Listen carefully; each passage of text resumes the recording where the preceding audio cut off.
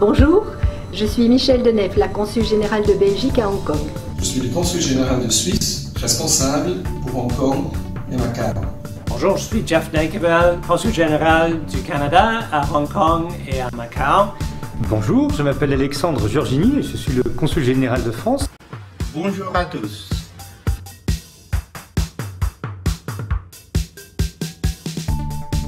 Pour moi, la francophonie aujourd'hui représente une communauté de valeurs avant tout.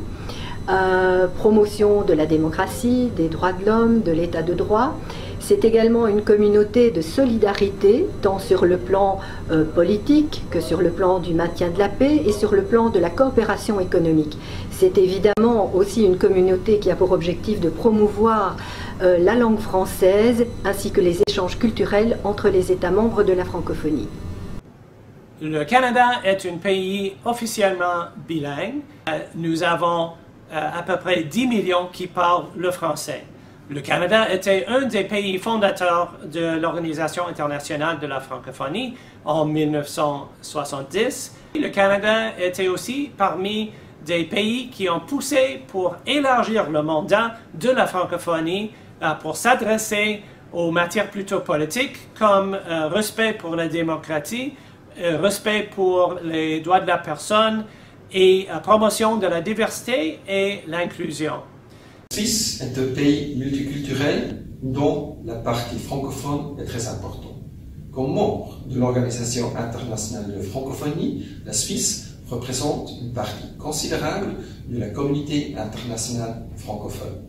La francophonie, pour moi et surtout pour la Grèce, pour mon pays, c'est une organisation et une notion très importante parce que tous ensemble, nous faisons partie de cette valeur commune que nous partageons.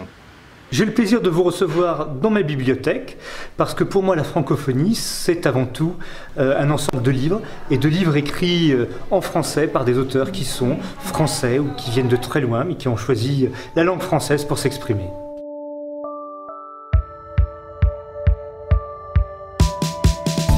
Le mot que je préfère est celui de l'imaginaire. Alors c'est mon mot préféré dans la mesure où il évoque pour moi l'évasion, le voyage et c'est aussi un mot qui est bien en phase avec la réalité culturelle belge.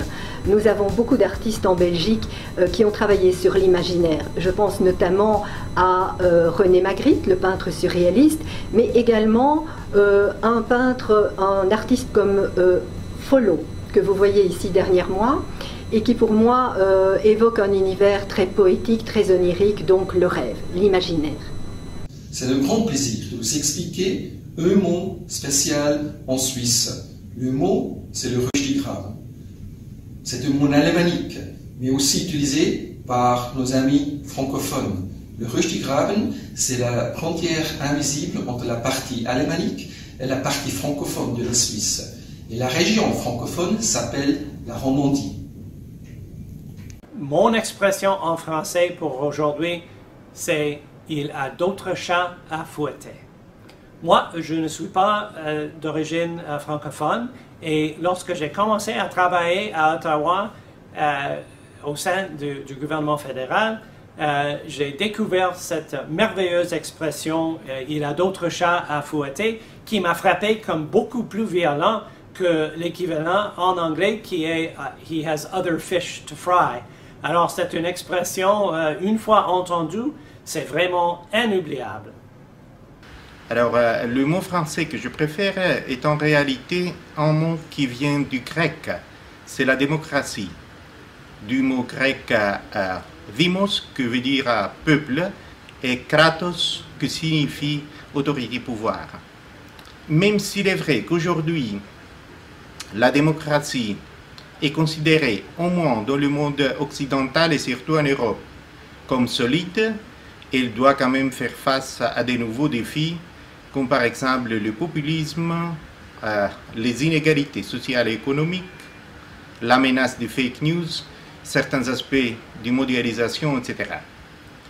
Pourtant, la citation de Winston Churchill, qui a dit que la démocratie est un mauvais système, mais le moins mauvais de tous les systèmes, reste toujours pertinente. Merci beaucoup. Mon mot préféré. On va aller essayer de le trouver dans un dictionnaire. Il n'y a rien de tel qu'un dictionnaire. Le voilà. Nénuphar. Nénuphar, de l'arabe ninufar, plante aquatique qui croît dans les pays chauds et qui flotte sur l'eau. Les nénuphars, vous savez, c'est magnifique. C'est comme dans les tableaux de Monet. Quand vous les regardez, ils peuvent être bleus, verts, jaunes, translucides, transparents, opaques. C'est beau les nénuphars. Voilà, je souhaite à tous une excellente fête de la francophonie et une très forte participation à toutes les activités culturelles qui seront organisées cette année. J'ai hâte à vous voir se joindre à nous pour célébrer la francophonie. Merci. Bonne fête à tous.